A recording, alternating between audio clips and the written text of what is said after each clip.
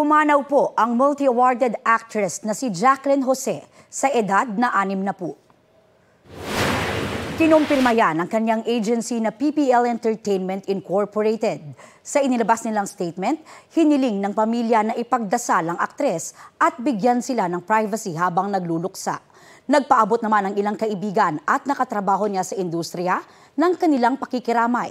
Kabilang dyan sina Andrea Torres na nakasama niya sa The Better Woman, Kylie Padilla na gumanap bilang anak niya sa Bolera, at Katrina Halili na nakatrabaho niya sa pelikulang The Originals.